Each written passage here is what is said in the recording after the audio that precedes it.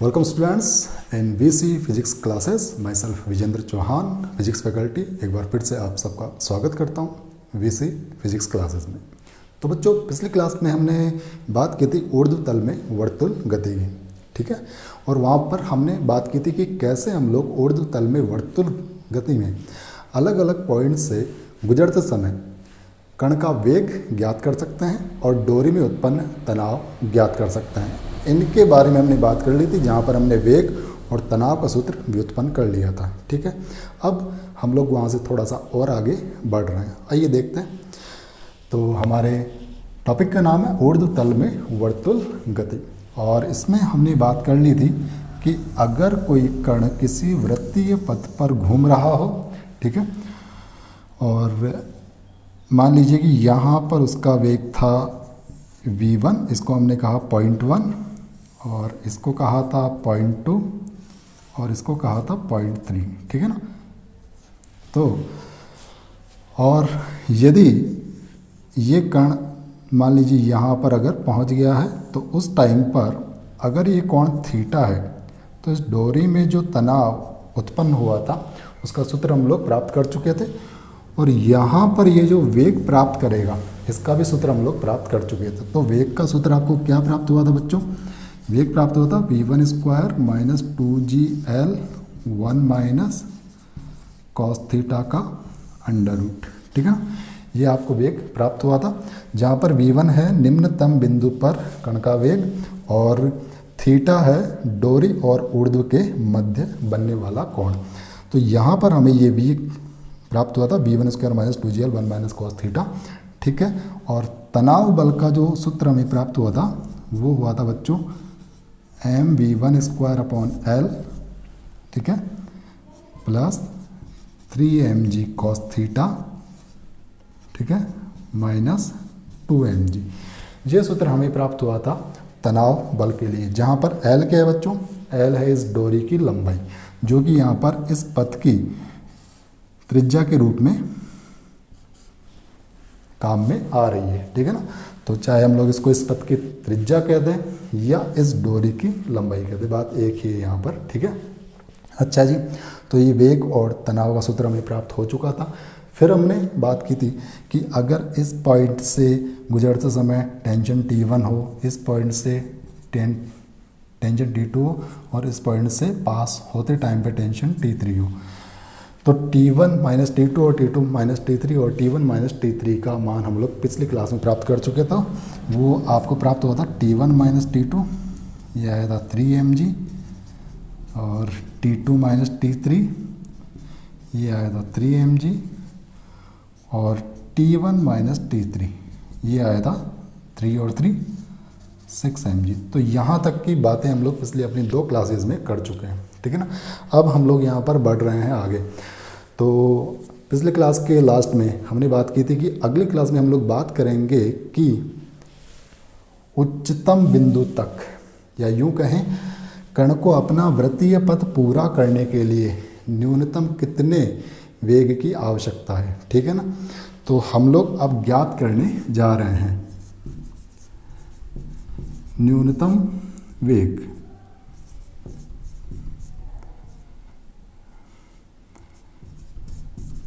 जिससे कि कण अपने वृत्तीय पथ को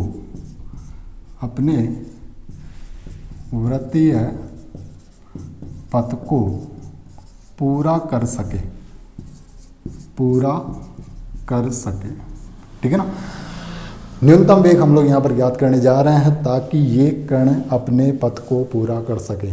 हम लोग 0.1 पर, 0.2 पर और 0.3 पर इन अलग अलग बिंदुओं पर वो वेग प्राप्त करने जा रहे हैं ताकि ये कण अपने पथ को कंप्लीट कर सके। अगर इस न्यूनतम वेग से कम वेग हुआ तो फिर ये अपने वृत्तीय पथ को पूरा नहीं कर पाएगा, ठीक है। तो अब देखिए बच्चों, यहाँ पर हमने वेग लिया v1, यहाँ पर हमने वेग लिया v2 और यहाँ पर हमने वेग लिया v3, ठीक है ना। तो अब देखिए बच्चों, v3 का सूत्र हम लोग यहाँ से प्राप्त कर सकते हैं, ठीक है। लेकिन हमें सिर्फ V3 नहीं बल्कि V3 मिनिमम चाहिए, यानी तीसरे पॉइंट से गुजरते समय कितना न्यूनतम वेग हो ताकि ये कण अपने वृत्तीय पथ को पूरा कर सके। ठीक है, ओके। अब देखिए बिंदु 3 से गुजरते समय डोरी में तनाव कितना है, देखते हैं। देखिए बच्चों, टेंशन का फॉर्मूला है हमारे पास mv1/L + 3mg cos theta - 2mg। तो तीसरे बिंदु से गुजरते समय तनाव बल हम लोग यहाँ से ज्ञात कर सकते हैं। ठीक है, कितना आएगा बच्चों, T3 का मान ये हम लोग पिछली क्लास में भी प्राप्त कर चुके हैं, mv1/L आया था + 3mg और cos कोण का मान बच्चों यहाँ से लेकर यहाँ तक का जो कोण होगा वो होगा 180 डिग्री। ठीक है, तो इसको लिख दिया 180 डिग्री। और ये कितना आ रहा है, ये आ रहा है -2mg, तो इसको लिख दिया -2mg। ठीक है, कहीं कोई दिक्कत वाली बात नहीं है। तो यहाँ पर आपको T3 प्राप्त होगा mv1/L और ये आएगा 3mg और cos 180 का वैल्यू होता है -1, मतलब यहाँ से आएगा -3mg और ये -2mg। तो फाइनली यहाँ से T3 का मान आपको प्राप्त हुआ mv1/L और 3 × 5 सो -5mg। ठीक है, ये T3 हमें यहाँ पर प्राप्त हो चुका। अब यहाँ से बहुत ध्यानपूर्वक बात को समझिएगा। अब यहाँ से बहुत ध्यानपूर्वक बात को समझिएगा बच्चों। हम लोग ज्ञात करना चाहते हैं न्यूनतम वेग जिससे कि कण अपने वृत्तीय पथ को पूरा कर सके। ठीक है ना, उस वेग की हम लोग बात करने जा रहे हैं। तो अब देखिए यहाँ पर अगर इस बिंदु पर वेग न्यूनतम होगा तो निश्चित रूप से इन बिंदुओं पर भी वेग न्यूनतम होना चाहिए। सही बात है, क्योंकि सभी वेग एक दूसरे से संबंधित है ना। यहाँ पर जो वेग होगा उससे कम वेग यहाँ पर होगा और यहाँ पर जो वेग होगा उससे कम वेग यहाँ पर होगा। ये बात हम लोग जानते हैं अच्छे से, और ये बात यहाँ से हम लोग प्राप्त कर चुके हैं अपनी पिछली क्लास में कि ऊपर जाते टाइम पे वेग कम होता जाता है। इसका अर्थ है कि सभी वेग एक दूसरे से किसी प्रकार से संबंधित है। ठीक है, अब देखिए यहाँ पर इस बिंदु की मैं बात कर रहा हूँ। इस बिंदु से गुजरते समय हमें इस V3 का न्यूनतम मान प्राप्त करना है। V2 का भी न्यूनतम मान प्राप्त होगा और V1 का भी न्यूनतम मान प्राप्त होगा। ठीक है, तो अब देखिए यहाँ से अगर हम लोग 5mg को यहाँ ले आए तो बच्चों ये आएगा T3 + 5mg mv1/L। ठीक है, तो अब बहुत ध्यानपूर्वक देखिए, हमें यहाँ पे V1 का न्यूनतम मान प्राप्त करना है। सही बात है, तो V1 का न्यूनतम मान प्राप्त करने के लिए हम लोग इन राशियों में से किस किस को परिवर्तित कर सकते हैं। आइए देखते हैं। क्या हम m को चेंज कर सकते हैं? नहीं, कण का वेग तो आपको दिया जाएगा। क्या हम l को चेंज कर सकते हैं? नहीं कर सकते। l डोरी की त्रिज्या है, डोरी की लंबाई है और इस पथ की त्रिज्या है, उसको भी हम लोग चेंज नहीं कर सकते क्योंकि आपको इसी पथ के लिए वेग न्यूनतम प्राप्त करना है। ठीक है, तो m और l को चेंज नहीं कर सकते। अब यहाँ पर आ जाइए, m चेंज नहीं कर सकते, 5 कांस्टेंट है, g कांस्टेंट है, इनको भी चेंज नहीं किया जा सकता। तो अगर v1 का न्यूनतम मान प्राप्त करना है तो हम T3 को तो चेंज कर सकते हैं। सही बात है, T3 को तो हम लोग चेंज कर सकते हैं। तो अगर T3 का मान न्यूनतम होगा, अगर T3 का मान न्यूनतम होगा तो निश्चित रूप से हमें यहाँ पर V1 का भी न्यूनतम मान प्राप्त हो जाएगा। और T3 का मान देखिएगा, T3 का मान यानी इस पॉइंट से गुजरते समय जो टेंशन है उसका न्यूनतम मान हम लोग रख सकते हैं 0। उसका न्यूनतम मान हम लोग रख सकते हैं 0, क्योंकि अगर इस पॉइंट तक हमारा कण पहुँच गया और यहाँ पर अगर टेंशन 0 हो भी गया तो भी हमारा कण इस वृत्तीय पथ को पूरा कर लेगा। ठीक है, तो T3 का न्यूनतम मान कितना कर सकते हैं? 0। तो तनाव ने अपना मान न्यूनतम कर दिया तो आपको यहाँ से वेग में न्यूनतम प्राप्त होगा। सही बात है। तो आइए अब देखिए, अगर T3 को कर दे 0 तो ये वाला पार्ट 0, यहाँ पर रह जाएगा बच्चों 5mg। ठीक है ना, यहाँ पर रह जाएगा बच्चों 5mg और यहाँ पर कितना आ रहा है बच्चों? यहाँ पर आ रहा है V1 स्क्वायर अपॉन L, ठीक है। अब देखो बच्चों M से M यहाँ पर कैंसिल हो चुका है, L को यहाँ ले आए और तो ये आएगा 5L इंटू जी, ठीक है। और ये V1 का था स्क्वायर, अगर रूट ले लें तो ये V1 का हमें न्यूनतम मान प्राप्त हुआ है, इसलिए मैं इसको सिर्फ V1 नहीं कह रहा बल्कि इसको मैं कह रहा हूँ V1 मिनिमम, ठीक है ना। ये है V1 मिनिमम, तो मुझे यहाँ से V1 मिनिमम प्राप्त हो चुका है। वेग का वह न्यूनतम मान मुझे यहाँ पर प्राप्त हो चुका है जिसके चलते ये कण अपने वृत्तीय पथ को पूरा कर पाएगा और साथ ही साथ उच्चतम बिंदु से गुजरते समय इस डोरी का तनाव 0 हो जाएगा, ठीक है ना। लेकिन कुछ बच्चे यहाँ पर ये भी कह सकते हैं कि सर यहाँ से अगर हम लोग कण को यहाँ तक पहुँचा दें, यहाँ से हम लोग अगर कण को यहाँ तक पहुँचा दें और यहाँ पर अगर वेग को 0 कर दें तो हो सकता है, ये प्रश्न कुछ बच्चे पूछ सकते हैं कि सर हम लोग अगर यहाँ पर वेग को ही 0 कर दें तो क्या ये पथ पूरा नहीं हो पाएगा? नहीं हो पाएगा। क्यों? क्योंकि अगर यहाँ पहुँचते पहुँचते वेग 0 हो गया बच्चों तो फिर ये वस्तु यहीं से गिर जाएगी, ये पथ और आगे कंप्लीट नहीं कर पाएगी, ठीक है। इसका अर्थ है कि यहाँ पर पहुँचकर वेग 0 नहीं करना बल्कि तनाव 0 करना है, ठीक है ना। तो टेंशन का वैल्यू हमने 0 किया, यहाँ पर हमने हल किया तो हमें V1 मिनिमम क्या है बच्चों?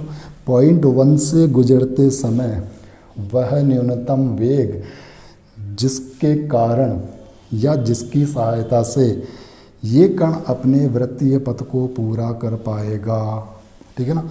तो V1 मिनिमम हम लोग प्राप्त कर चुके हैं।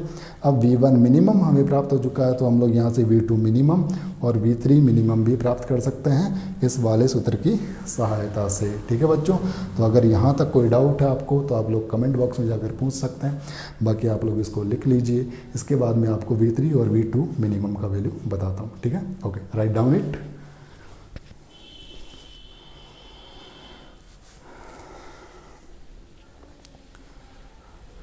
ठीक है बच्चों, ओके। अब देखिए, अब मैं आपको यहाँ पर बताता हूँ कि V2 मिनिमम और V3 मिनिमम का वैल्यू कितना प्राप्त होगा। यानी वह न्यूनतम चाल कितनी होगी दूसरे और तीसरे बिंदु पर ताकि ये कण अपने वृत्तीय पथ को पूरा कर सके, ठीक है। तो अब देखो बच्चों, V1 मिनिमम का वैल्यू अगर हम लोग यहाँ रखें, ठीक है ना, तो यहाँ से अब मैं V2 की बात कर रहा हूँ, ठीक है ना। तो V2 की बात करें तो ये आएगा V1 स्क्वायर माइनस 2GL और 1 माइनस कॉस। अब आपको पता है कि दूसरे बिंदु पर पहुंचते समय या दूसरे बिंदु पर पहुंचने पर इस कोण का मान होगा 90 डिग्री और कॉस 90 डिग्री का मान कितना होता है? 0। तो कॉस 90 डिग्री और इसका रूट। अब क्योंकि मैं यहाँ पर मिनिमम वेग की बात कर रहा हूँ, न्यूनतम वेग की बात कर रहा हूँ, तो मैं इसको नाम दे देता हूँ V2 मिनिमम और इसको नाम देता हूँ V1 मिनिमम, ठीक है। तो यहाँ से मुझे V2 मिनिमम मिल जाएगा V1 मिनिमम का स्क्वायर, V1 मिनिमम का स्क्वायर यानी रूट 5GL का स्क्वायर करना है तो कितना आएगा 5GL माइनस यहाँ से आ जाएगा 2GL। यहाँ पर मैंने इसका स्क्वायर कर दिया इसलिए इसका रूट हट गया है, माइनस 2GL और ये 1 माइनस 0 और ये अंडर रूट, ठीक है। तो यहाँ से आपको प्राप्त होगा V2 मिनिमम कितना प्राप्त होगा बच्चों? देखो ये तो हो गया 0, 5 में से 2 गया 3 यानी रूट 3GL। ये आ गया दूसरे बिंदु पर न्यूनतम वेग ताकि ये कण अपने वृत्तीय पथ को पूरा कर सके, ठीक है। अब हम लोग बात कर रहे हैं तीसरे पॉइंट की, ठीक है ना। अब हम लोग बात कर रहे हैं तीसरे पॉइंट की। तो यहाँ पर हम लोग V3 मिनिमम का वैल्यू निकालना चाहते हैं तो क्या करें? V1 मिनिमम का स्क्वायर माइनस 2GL और ये आएगा बच्चों 1 माइनस कॉस। तीसरे वाले बिंदु के लिए कोण का मान कितना? 180 डिग्री, 180 डिग्री, ठीक है ना। और इसका रूट आएगा तो ये रूट हम लोग यहाँ लगा देते हैं, ठीक है ना। अब यहाँ से हमको V3 मिनिमम का वैल्यू मिल रहा है। देखिए बच्चों, V1 स्क्वायर V1 मिनिमम का स्क्वायर करेंगे तो वापस वही 5GL और ये -2GL और बच्चों 1 और cos 180 डिग्री का मान -1 और ये रूट, ठीक है ना। तो अब इसको हम लोग हल करें तो ये आएगा 1 और 1 माइनस माइनस कैंसिल हो जाएगा, 2, ठीक है ना। ये आएगा 1 और 1 2, 2 2 जा 4, तो 5 में से 4 गया तो 1 बचेगा। तो V3 मिनिमम का वैल्यू आएगा 1GL, या इसको सिर्फ √GL भी कह सकते हैं, ठीक है ना। तो ये आपको याद रखने हैं, ये तीनों रिजल्ट आपको याद रखने हैं, okay. V1 minimum √5GL, V2 minimum √3GL and V3 minimum √GL। मतलब इस पथ को पूरा करने के लिए पहले वाले पॉइंट पर कितना वेग होना चाहिए, √5GL, यहाँ पर √3GL और यहाँ पर √GL। तो 1 3 5, लेकिन इनका रूट भी आएगा, ठीक है ना।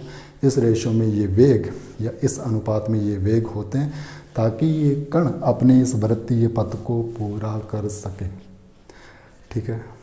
I hope you got it. अगर फिर भी कहीं कोई डाउट है तो आप लोग कमेंट बॉक्स में जाकर पूछ सकते हैं, ठीक है बच्चों। लिख लीजिए इसको, ओके। आई होप कि आप लोगों को यहाँ पर क्लियर कट अप दिख रहा होगा। अक्षरों का साइज़ भी थोड़ा सा अच्छा कर दिया है मैंने, ओके, ठीक है, ओके। तो बच्चों याद रखिएगा इसको, बहुत ही महत्वपूर्ण है ये, ओके। √5GL, √3GL और √GL, ये हैं इनके न्यूनतम वेग ताकि ये वृत्तीय पथ पूरा हो सके, ठीक है। लिख लीजिए इसको, और कहीं कोई डाउट हो तो कमेंट बॉक्स में जाकर आप लोग पूछ सकते हैं, ओके। चलिए ठीक है फिर यहाँ तक।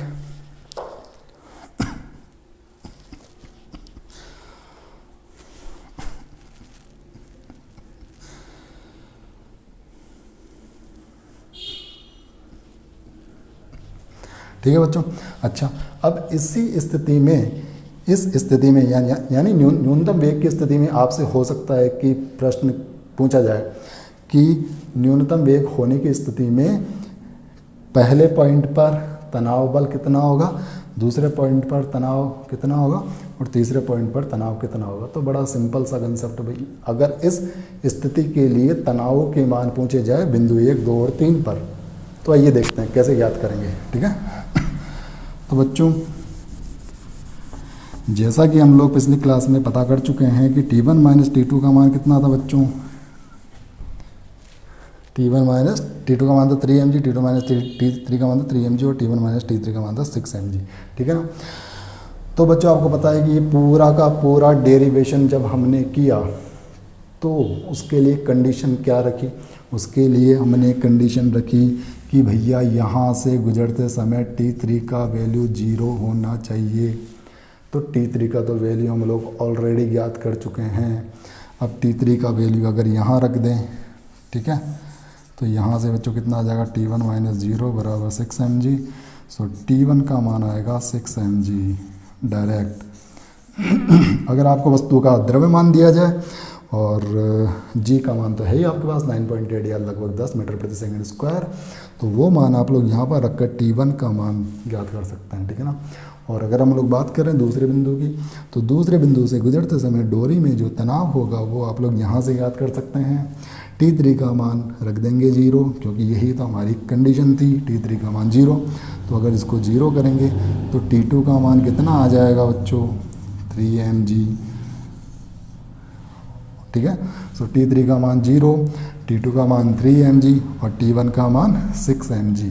ये है इस स्थिति में डोरी में उत्पन्न तनाव बिंदु 1, बिंदु 2 और बिंदु 3 पर, ठीक है बच्चों।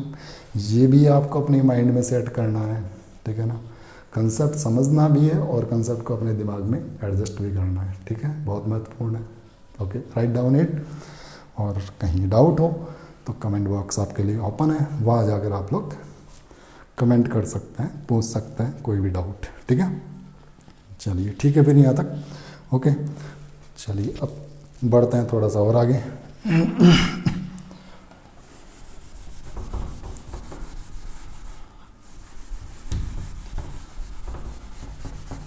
बढ़ते हैं थोड़ा सा और आगे, और अब हम लोग अब हम लोग यहाँ पर चेक कर रहे हैं कि कितने कितने वेग के लिए ये कण अपने पथ को कहाँ कहाँ पर छोड़ देगा। आइए देखते हैं। ठीक है बच्चों, तो अब देखिए भाई समझिएगा बहुत ध्यान से। ये था हमारा बिंदु 1, ये था बिंदु 2 और ये था हमारा बिंदु 3। इसको 1 कहा, इसको 2 कहा, इसको 3 कहा। ठीक है ना। अच्छा जी, अब देखो अगर इस बिंदु पर वेग का मान v1 मिनिमम तो हम लोग प्राप्त कर चुके हैं। कितना आया था बच्चों? √5gl। इस स्थिति में ये कण अपने वृत्तीय पथ को पूरा कर जाएगा और यहाँ पर पहुँचकर टेंशन का वैल्यू 0 हो जाएगा। अब देखो अगर, अच्छा यहाँ पर वेग होता है v1, ठीक है, यहाँ पर वेग v2 और यहाँ पर वेग v3। ओके, अगर v1 का मान आपसे कहें, अगर v1 का मान आपसे कहें कि भाई इसका मान √5gl से तो कम है, √5gl से तो कम है, लेकिन √2gl से ज़्यादा है। अगर v1 का मान √2gl से ज़्यादा हो लेकिन √5gl से कम हो, तो इस स्थिति में क्या होगा समझिएगा और इसको याद भी कीजिएगा। ठीक है ना। देखो भाई, अगर √5gl होगा तो आपको पता है कि कण यहाँ तक पहुँच जाएगा, लेकिन उससे अगर कम होगा इसका मतलब है कि इससे पहले ही किसी न किसी बिंदु पर आएगा वो। ठीक है ना। ओके, अब यहाँ पर ये √2gl क्या है, इसके बारे में हम लोग पहले बात कर लेते हैं। उसके बाद में मैं आपको बताऊंगा कि किस रेंज में कण कहाँ तक जाएगा। ठीक है, कि किस रेंज में ये कण कहाँ तक जाएगा। तो देखिए बच्चों, अगर हम लोग बात करें बिंदु 2 की, ठीक है, अगर हम लोग बात करें बिंदु 2 की, तो बच्चों इस पॉइंट पर mg आ रहा है नीचे की ओर, बाहर की ओर आ रहा है mv²/L। ये दूसरा बिंदु है तो इसको v2 हमने नाम दे दिया। और टेंशन फोर्स कण से दूर और डोरी के अनुदिश होता है, तो तनाव बल आएगा अंदर की ओर। ठीक है, अच्छा जी, बहुत अच्छी बात। तो तीनों ही बल इस बिंदु पर जाकर एक दूसरे के लंबवत हो रहे हैं और वेग जो है वो बिल्कुल ऊपर की ओर, मतलब 4 यहाँ पर शो कर पा रहे हैं हम लोग बहुत अच्छे से। तीनों बल एक दूसरे के लंबवत है। ठीक है ना। अब देखिए बच्चों, बहुत ध्यान से समझिएगा कि ये √2gl आखिर ये क्या है और कहाँ से आया है। ठीक है ना। तो बच्चों अगर कण को सिर्फ यहाँ से लेकर यहाँ तक पहुँचना हो, अगर कण को सिर्फ यहाँ से लेकर यहाँ तक पहुँचना हो और उसके बाद अगर ये कण यहीं से गिर जाए, अगर ये कण यहीं से गिर जाए, तो उस स्थिति में आपको पता है कि कण द्वारा तय की गई ऊर्ध्वाधर ऊंचाई होगी L। ठीक है। तो बिंदु 1 और 2 पर यांत्रिक ऊर्जा संरक्षण का नियम अगर लगाया जाए, ठीक है ना, तो बिंदु 1 से गुजरते समय हमने वेग लिया v1, तो यह आएगा 12mv1²। और निर्देश तल हमने यहीं से लिए, मतलब यहीं से हमको ऊंचाई लेनी है। तो इस बिंदु की ऊंचाई कितनी है? 0। तो यहाँ पर स्थितिज ऊर्जा का मान कितना होगा? 0 mg/0। और इस बिंदु पर पहुँचने पर स्थितिज ऊर्जा, ये आप लोग mgh, h का मान कितना आएगा? L आएगा। सो mg/L। और यहाँ पर पहुँचने पर इसका वेग 0 हो जाना चाहिए, हम लोग ये चाहते हैं। मतलब इस बिंदु तक पहुँचने के लिए कम से कम कितना वेग हो, ठीक है, ताकि कण यहाँ तक सिर्फ पहुँच जाए और इससे आगे ना जाए। ठीक है ना। तो इस बिंदु पर हमने क्या किया? वेग को कर दिया 0। इसका मतलब है कि हम लोग लिखेंगे 12mg/2। तो ये 0 हो गया और ये भी 0 हो गया। m से m यहाँ पर कैंसिल हो चुका है, तो ये आ रहा है बच्चों v1²/2। ठीक है, और ये आ रहा है gl। तो v1 का मान कितना आ रहा है? 2gl का अंडर रूट, ठीक है। v1 का मान आपको यहाँ से प्राप्त हो रहा है 2gl का अंडर रूट। इसका मतलब है कि ये रूट 2gl ये वो वेग है, रूट 2gl ये वो वेग है जो अगर v1 को प्राप्त हो, रूट 2gl वो वेग है जो अगर v1 को प्राप्त हो, यानी पहले बिंदु से गुजरते समय अगर वेग रूट 2gl हो तो कण इस बिंदु तक तो कम से कम पहुंच ही जाएगा। और हमने कहा है कि v1 का मान अगर रूट 2gl से ज़्यादा हो, ज़्यादा लिया इसका मतलब इस बिंदु को भी क्रॉस कर जाएगा, ठीक है ना। और रूट 5gl से कम लिया है मतलब इस बिंदु के पहले पहले, ठीक है। इसका अर्थ है कि अगर v1 का मान रूट 2gl से ज़्यादा हो और रूट 5gl से कम हो तो उस स्थिति में कण बिंदु 2 और बिंदु 3 के बीच में कहीं ना कहीं पर पहुंच जाएगा। और याद रखिएगा कि यहाँ पहुँचते टाइम पे उसका तनाव 0 हो जाएगा। इस क्वाड्रेंट में, इस चतुर्थांश में पहुँचते पहुँचते उसका तनाव बल 0 हो जाएगा, लेकिन वेग 0 नहीं होगा। ये बहुत महत्वपूर्ण बात है बच्चों, ठीक है ना। यहाँ पर पहुँचते पहुँचते और फिर कण जब यहाँ से मान लो कि यहाँ पर ये कण पहुँच गया है और अब यहाँ पर पहुँचते पहुँचते ये अपने वृत्तीय पथ को छोड़ देगा और फिर ये कुछ इस प्रकार से परवलयिक गति करता हुआ या थोड़ा सा और ऊपर जाता हुआ आएगा ऐसे, ठीक है। ओके। और यहाँ पर आकर आपको पता है कि क्योंकि यहाँ पर पहुँचते ही इसकी जो लंबाई है वो L के बराबर हो जाएगी तो फिर ये यहाँ से वापस झूल जाएगा, ठीक है ना। तो इस पॉइंट से आगे बढ़ने पर तनाव का वैल्यू 0 होगा, तब जाकर, ठीक है ना, इस बिंदु या इस बिंदु के बीच में कहीं ना कहीं पर वो बिंदु होगा जहाँ पर तनाव बल का मान 0 होगा लेकिन वेग 0 नहीं होगा, ठीक है ना। T0 बट वेग 0 नहीं होगा। ये बात याद रखिएगा, बहुत महत्वपूर्ण है ये बात, ठीक है ना। और अगर मान लीजिए कि आपसे कहा जाए, ये तो हमने डिस्कस कर लिया है कि इस स्थिति में कण दूसरे और तीसरे बिंदु के बीच में कहीं ना कहीं तक पहुंचेगा और वहां पर पहुंचकर ये इस प्रकार से आएगा और यहाँ पर पहुंचने पर टेंशन बल का मान 0 हो जाएगा लेकिन वेग का वैल्यू 0 नहीं होगा। और अगर आपसे कहें कि v1 का मान, अगर आपसे कहें कि v1 का मान रूट 2gl से भी कम है, रूट 2gl से भी कम है लेकिन 0 से ज़्यादा है, ठीक है ना। v1 का मान अगर 0 से ज़्यादा हो लेकिन रूट 2gl से कम हो तो इसका अर्थ है कि कण यहाँ तक भी नहीं पहुँचेगा, ठीक है ना। तो कण यहाँ तक भी नहीं पहुँचेगा बल्कि यहाँ से लेकर यहाँ तक कहीं ना कहीं पर कोई एक स्थिति होगी जहाँ पर कण पहुँचेगा, ठीक है। और वहाँ पर पहुँचकर फिर ही वापस से आएगा, मतलब ये दोलन करना स्टार्ट कर देगा, ठीक है। लेकिन यहाँ से लेकर यहाँ तक में तनाव 0 नहीं होगा बच्चों, फिर वेग 0 होगा, ठीक है ना। जैसे जैसे ये कण यहाँ तक पहुँचेगा अंतिम वेग इसका यहाँ पर 0 हो जाएगा लेकिन तनाव 0 नहीं हो सकता बच्चों। क्यों? क्योंकि तनाव देखो mg यहाँ पर आएगा तो mg cos थीटा यहाँ पर आएगा, इसका मतलब है कि mg cos थीटा तो 0 हो ही नहीं सकता क्योंकि m 0 नहीं हो सकता, g 0 नहीं हो सकता, कोण भी 0 यहाँ पर नहीं है। तो तनाव तो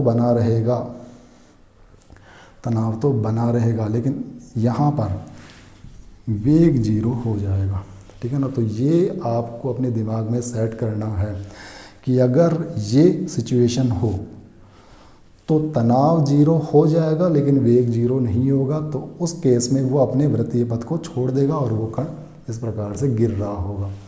लेकिन अगर v1 का वैल्यू 0 से ज़्यादा हो लेकिन रूट 2gl से कम हो तो उस स्थिति में यहाँ से लेकर यहाँ तक किसी न किसी बिंदु तक वो कण पहुँचेगा और वहाँ पर पहुँचकर उसका वेग 0 हो जाएगा लेकिन तनाव 0 नहीं होगा, ये भी याद रखना, ठीक है ना। v0 लेकिन तनाव 0 नहीं होगा, ये बात याद रखिएगा, महत्वपूर्ण बात है। तो यहाँ से लेकर यहाँ तक जो हो रहा है उसका जस्ट उल्टा यहाँ से लेकर यहाँ तक होगा, मतलब ये इन दोनों स्थितियों में क्या क्या हो रहा है ये आपको याद रहना चाहिए। लेकिन अगर इन दोनों के बिल्कुल बीच वाली स्थिति हो, मतलब इस पथ का बिल्कुल बीच वाला बिंदु ले, यहाँ पर मतलब अगर आपसे कहें कि V1 is equal to √2GL, तीसरे वाली स्थिति हमने ले ली है। अगर V1 का मान ले √2GL, तो उस स्थिति में कण यहाँ तक पहुँचेगा और ये बिल्कुल बीच वाली स्थिति है बच्चों, तो यहाँ पर पहुँचकर तनाव भी जीरो होगा, ये वाला टेंशन भी जीरो होगा और यहाँ पर पहुँचकर वेग भी जीरो हो जाएगा। यहाँ पर पहुँचकर वेग भी जीरो हो जाएगा, क्योंकि आपको पता है कि ये सूत्र हमने जो प्राप्त किया था, ये कैसे किया था, इस बिंदु पर वेग को जीरो करके ही तो प्राप्त किया था, ठीक है ना। तो यहाँ पर वेग भी जीरो होगा और तनाव बल भी यहाँ पर जीरो होगा। और तनाव बल जीरो क्यों हुआ है बच्चों, क्योंकि तनाव बल के लिए इस पॉइंट पर जिम्मेदार कौन है, mv²/L। तो अगर हमने V2 को ही इस बिंदु पर जीरो कर दिया है तो निश्चित रूप से तनाव भी जीरो होगा, क्योंकि हम लोग यहाँ पर इस बिंदु पर देख पा रहे हैं कि mg यानी गुरुत्वाकर्षण बल तो नीचे की ओर लग रहा है, इसका भार तो नीचे की ओर लग रहा है, तो इसका कोई भी घटक इस mg का कोई भी घटक इस तनाव में योगदान नहीं दे रहा है। इसलिए इस तनाव बल के लिए जिम्मेदार कौन है, mv²/L। और इस बिंदु पर अगर वेग शून्य कर दिया तो इस बिंदु पर तनाव भी जीरो होगा, ठीक है, क्लियर। तो इस वाली स्थिति को याद रखिएगा, इस वाली को भी याद रखिएगा और इस वाली स्थिति को भी याद रखिएगा।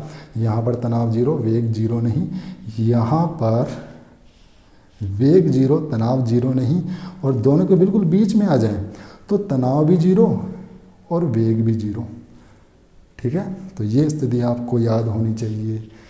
डायरेक्ट प्रश्न आ सकता है कि भैया तनाव जीरो होगा या वेग जीरो होगा, इस प्रकार के प्रश्न डायरेक्ट आ सकते हैं नीट में, तो याद होना चाहिए ये पॉइंट आपको, ठीक है। लिख लीजिए इसको, और अगर फिर भी कहीं कोई डाउट है तो आप लोग कमेंट बॉक्स में जाकर पूछ सकते हैं, ठीक है। Write down it.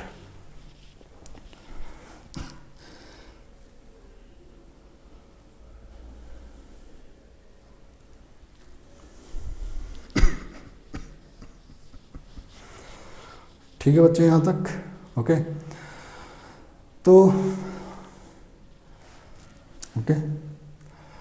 भाई ठीक है, अब ये क्लास लगभग 30 मिनट के आसपास हो चुकी है, जो कि काफ़ी सफिशिएंट है। तो इस प्रकार से ये टॉपिक लगभग कंप्लीट हो चुका है, ओके।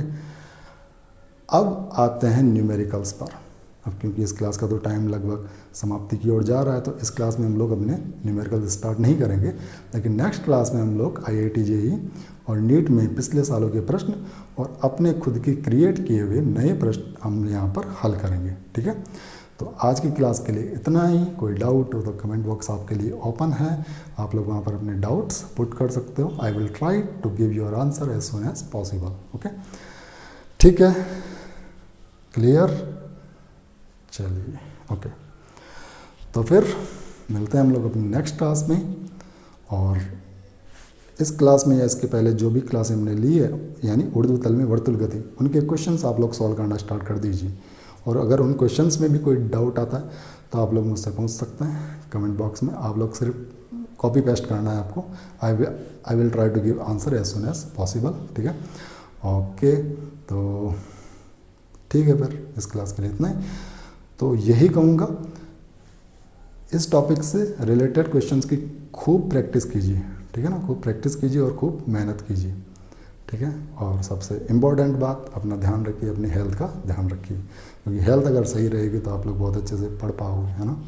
और नींद अच्छे से लीजिए कंप्लीट, 7 घंटे की नींद, आई थिंक भाई 6 से कम नहीं, 8 से ज़्यादा नहीं, तो एवरेज मान के हम लोग यहाँ पर 7 घंटे लेकर चलते हैं, ठीक है ना। 7 घंटे की नींद सफिशिएंट होती है आराम से, आपकी एज ग्रुप के लिए तो कम से कम, ओके। तो भी ठीक है, take care, okay, and bye bye.